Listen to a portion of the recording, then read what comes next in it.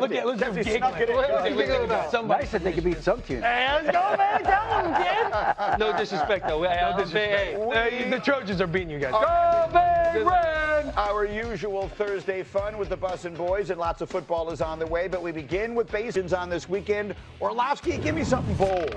Cam Ward, if the Titans do right by Cam Ward, he's going to be a top 8 player at the position.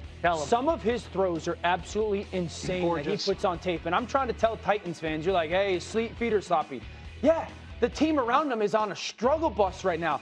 He makes big-time throw after big-time throw after big-time throw. Get the right people around him, protect them, get the scheme that's custom fit around him. He's going to be a superstar, man. What a win that was for them last week. Compton, give me a bold prediction. I got a bold prediction for you. Taylor Swift's album dropped last week. Travis Kelce scored last week. He's going to score 2 weeks in a row here. Everybody wants to give up and quit on the Kansas City Chiefs. I'm not doing it. Did I say the Jags are going to beat them? Yes, I did say that, but everybody wants to jump ship. I'm not. I like the Chiefs. I love Travis Kelce. You like the Chiefs this weekend? I like the Chiefs this weekend. I'm telling you. Crystal Ball Willie. Against the Lions. Taylor, give me a little bold prediction here. If the 49ers win against a 4-1 Buccaneers team, Kyle Shanahan needs to be the front runner and coach of the year. He's doing more with less right now. He's got no Brock Purdy, no Nick Bosa, no George Kittle, Ricky Pearsall, Juwan Jennings. He is putting his team in areas to be successful. We sat here last week and said they're going to get dominated by the Rams. And once you know it, Mac Jones was dicing them up out there. I see them having a lot of success this year. I'm with you. Kyle Shanahan, an elite NFL coach, which brings us to that man. Maybe the elitist of the elite in the NFL. College so far has been another story. You probably saw it all over the internet yesterday. Numerous reports that suggested that Bill Belichick in North Carolina were engaged in negotiations to lower his buyout after a dismal start to his tenure. It got enough, the noise got loud enough that Belichick and the school released statements last night countering those claims. Belichick said, I'm fully committed to UNC football and the program we're building here. Bubba Cunningham, the AD, said Coach Belichick has the full support of the Department of Athletics and university. So they're saying it's not over yet, and that may be true, but obviously it has been bad and it's getting very loud. And so to add to the voices we bring in, our Paul Feinbaum. Paul, what is your sense of what's going on in Chapel Hill right now? Greeny, first of all, I felt those statements were completely and totally bogus. If you're going to make a declarative statement, make it. Don't just issue a meaningless piece of paper, which is what Belichick did. It feels to me like it is over. And I think his behavior is indicative of that. Not to make too much out of it, but he basically took a week off during the bye week. And he's entitled to have his own private life. We've said that repeatedly here, but I've never heard of a coach in big-time college football to do something like that. Maybe take an afternoon off to play golf during the bye week, but not go on vacation. So to me, he has checked out. The play on the field has checked out. His coaching has been abysmal. And I think Bill Belichick would be wise to walk out now before the humiliation gets any worse. That really is the question I wanted to ask here, and I'll bring it to the group. But I'll start, I'll start, Paul, with you on this if I can. I mean, Bill Belichick's legacy in the NFL is written. We don't expect him to go back to the NFL, right? It feels less likely. I would agree with that. Than ever now. So his time in the NFL is what it is. His legacy is as arguably the greatest coach of all time. Do you think that this episode in North Carolina is going to impact the way he ultimately is remembered? Greeny, only if it's prolonged and he continues to be embarrassed on a weekly basis. I think if he walks out now, everybody just shakes their hands and go, okay, he tried it. He couldn't get an NFL job. He tried in the league and it did. Time he stands up there and says something like he has said repeatedly that is just inane and stupid and inappropriate, whether it comes with one of his former players or a Patriot, it just gets worse. And there's only one way out for him, and I think it's to take it's an easy way out. And I know he doesn't like taking easy way out, but right now, if he walked out, I think he would save face more than to continue to fight and embarrass himself and really begin to tarnish his legacy. Well, that's well said. Look, there's so much weird stuff here. And in all my years on I never like to get into people's personal lives. It's not my business. if it doesn't have anything to do with what they with their business, with their coaching, or in his case, or whatever it is. But there does seem to be a total picture here right now that is impacting the way people are looking at the situation.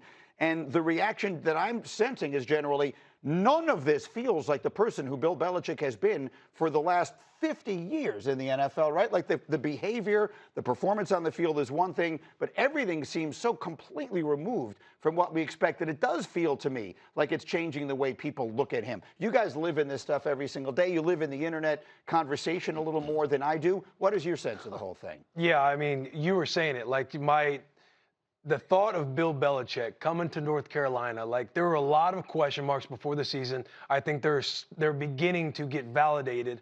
The beginning of the end, as you would put it, Danny O. But once it started to happen, it's in my mind. I hate to see it. Because outside of the first drive they had on the season opener when they scored a touchdown, it's like, oh, Billy Belichick down there in North Carolina. But everything that is now unfolding, it's kind of like it's the Titanic. The water's coming in. Right now it seems like they're trying to play the captain where he just goes and sits in that little room before it goes down. Respect to it. But I'm with Paulie here. Like, save face, get out. It's bad. What do you think, Taylor? I think when it comes to his legacy as an NFL head coach, it's not going to be tarnished. The longer he does stay in the situation, the more we're going to kind of remember it as he gets older and older. He had his time. It's over now, and it's the best thing to do is probably to save face. If you're writing these one-pagers saying we have full faith in Bill Belichick and Bill Belichick because I have full faith in what I'm doing at UNC, it's already over. That part of the world is done. You need to come out with a video. Hey, I messed up. I wasn't as focused as I should have been. Let me get out of here. Yeah, I mean, if you're North Carolina's administration, what about the last 6 or 8 months has gone how you expected? And what makes you think that it's going to change? And if you're Coach Belichick, what over the last 6 to 8 months has gone as expected, and what makes you think it's going to change? Yeah. There's been nothing but noise. It's been mostly negative. There's been parts that have been comical. I mean, he's become, you know, in some eyes, a punchline, a laughing stock with some of the stuff. And then the play on the field has been terrible. And so how is it going to improve? If you're the administration, what is there to point to other than his past? Coach Belichick's the greatest coach I've ever witnessed. He's got one winning season since 2019. Yeah. So what is there to look forward to?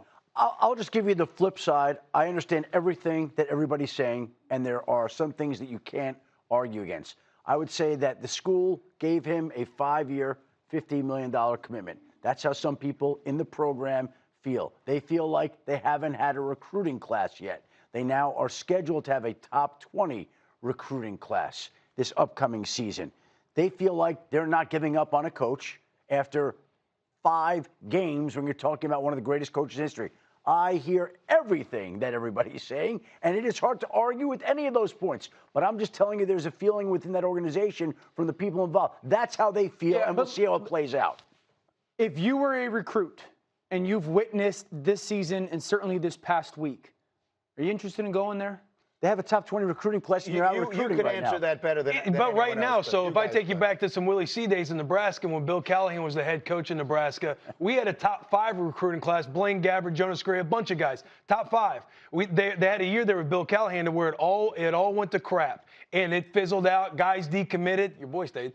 But a lot of guys decommitted. It does have a huge impact, yeah, totally. Especially when you see everything becoming like a laughing stock. And recruiting classes are, you know, they're fickle with some of their ranking, and it's how much of portal, you know, that also is a massive. I'm just telling you, if I was an athlete, I'd be sitting there going, By the way, what's going on there? As Pete Thamel pointed out in the first hour, their 2 best defensive players left after spring football when they saw the state of the football program to go to Penn State and Ohio State. Paul, I'll give you the final word. Go. Yeah, recruiting classes aren't very important anymore because there's so much happening in the portal. So even if you have all these commitments, they still have to sign in December. But the most important thing is, would anyone want to transfer into this program? And Greeny, I think the answer is no. Feels that way for sure. Paul, outstanding. Thank you. Good to see you as always. We have much more to go. We'll get back to the NFL as we continue, including a really good Sunday night game. A showdown in Kansas City. Are Mahomes and the Chiefs in trouble against the Lions? What happens if they fall to 2-4? We're looking at that game. Plus this one. Dak has been dominant, but one member of our crew has them on upset alert Sunday against Carolina. You'll hear who as we roll on. But first, it is time for the Bussin' Boys' favorite moment of the week. It's the guys against Hembo. Here we go. Including playoffs. Which active NFL head coach beat Bill Belichick the most times? Active is the key word. The answer is next. I think I know it. Easy money. Easy. Nice try, Hembo. Which bald quarterback threw the most touchdowns in a season since 2000? And you see, we specify naturally hairless, not shaved. Hembo, if we get this answer right, you shaving your head? We're saying that I have to shave. We're in the game of content, brother. We're going to go with Matt Hasselbeck. Matt Hasselbeck is correct. Let's go! Good work. Let's go! Good work. Shave it. Good work. Shave it. And so, Hembo today is where. Hell yeah. Attaboy, Hembo. Like a What do baby you guys coat head. think? Attaboy, Hembo. Good look. I think it's an improvement. Yeah. I got a text from Lizzie, says, you know what, we may have to keep it this way. Okay, here we go. My favorite part of our show is the commercial break between the question and the answer and listening to everyone shouting out responses. So, underline the word active. Which active NFL head coach beat Belichick the most times, including the playoffs? Got to be AFC. Think out loud. There's two. Right? Yeah, there's two we're thinking about. Who are the two? Tomlin and Andy Reid. Andy Reid. So we're thinking about. And So we're Andy thinking Reid. about. Just to kill more time, fun fact, it was Hasselbeck's birthday that day that question came. That is true. Let's just throw a shot in the wind. I'm going to say Andy Reid. If I'm wrong, it's on me. Granny, we'll go Andy Reid. Andy Reid is second. Damn it! Sorry, kids show. Yeah, you can't call. A name you I didn't know. think of. You had put it up, Cindy. What? Oh. McDermott? Sean McDermott What? beat Bill The old Belichick wrestler? That's Seven yeah. times. They caught him without Brady. That's dumb. 7 times. Andy Reid and John Harbaugh, 5 each. Mike Tomlin, Pete Carroll, Mike McDaniel, 3 each. Hembo. You know McDermott, he's watching right now, just smiling. Boy. All right. Oh. Let's play a game of Who You Got. Good work. Luan, let's Good get work, things good work, started good with work. you. 49ers and Bucks, who do you like? I like the Bucks. Baker Mayfield, he's got 4 game-winning drives. He's 3rd in the league in touchdowns. He's 4th in yards. There's nobody doing more for their team than Baker Mayfield other than possibly Puka Nacua. Will, next one is you. Cowboys and Panthers, who do you like? I like the Panthers here. Cowboys going on the road again.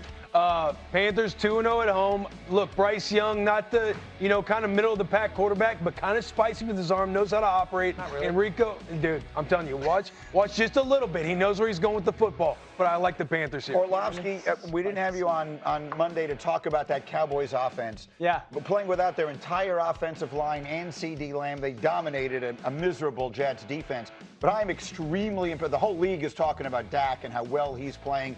The Cowboys offense right now, good enough to steal another one here with all the injuries? Oh, there's no doubt. It's one of my favorite offenses on tape to watch week by week. The league rightfully talking about Dak. The league should be talking about Brian Schottenheimer Correct. as well. I don't know if he's going to remain their head coach. I would keep him as that. I think they tie their run game and their pass game together just about as good as anybody. It's absolutely fantastic offensive Well, they football got to right now. also play defense, so. Their defense at their best performance. They got 50.9% pressure rate last week, which is All the I best know is all year. Schottenheimer can call plays. Shot baby can get it done. He can call plays. They've taken We'll see like who's scrap laughing. heaps. Nobody wanted Javonte Williams. You know what Jerry Jones thinks of this offense? Tell me. Playoff team.